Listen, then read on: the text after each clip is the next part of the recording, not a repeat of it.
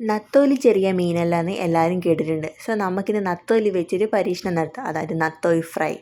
ആദ്യം നന്നായി കഴുകി വെച്ച നത്തോലി എടുക്കുക. അതിലേക്ക് ആവശ്യത്തിന് കുരുമുളക് പൊടി, മഞ്ഞൾപ്പൊടി, മുളക് പൊടി, പിന്നെ ജിഞ്ചർ ഗാർലിക് പേസ്റ്റും പിന്നെ ആവശ്യത്തിനുള്ള ഉപ്പും കൂടി ചേർത്ത് നന്നായിട്ട് മിക്സ് ചെയ്യുക. അതായത് ആ മിക്സ് ആ പൊടികളെല്ലാം എല്ലാ നത്തോലിയിലും ഇതാവുന്ന പോലെ നന്നായിട്ട് മിക്സ് ചെയ്യുക. പക്ഷേ സൂക്ഷിക്കണം, ഉടയാതെ സൂക്ഷിക്കണം. കാരണം നത്തോലി ചെറിയ മീനാണല്ലോ, പെട്ടെന്ന് ഉടയാൻ ചാൻസ് ഉണ്ട്. സോ നല്ല രീതിയിൽ മസാലകളെല്ലാം മീനിലാവുന്ന രീതിയിൽ പുരട്ടി വെക്കുക.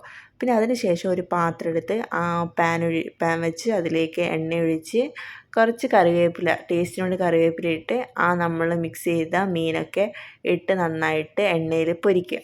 മീൻസ് പൊരിഞ്ഞ് വരുമ്പോൾ, ഒരു വശം പൊരിഞ്ഞ് വരുമ്പോൾ നെക്സ്റ്റ് വശത്തേക്ക് നമ്മൾ ചെറുതായിട്ടൊന്ന് മാറ്റി കൊടുക്കുക. കാരണം ഇല്ലെങ്കിൽ കരിഞ്ഞു പോകും. പക്ഷെ സൂക്ഷിക്കണം, കാരണം പെട്ടെന്ന് ഉടയും. സോ ഇത്രയേ ഉള്ളൂ, നമ്മുടെ നത്തോലി ഫ്രൈ റെഡി.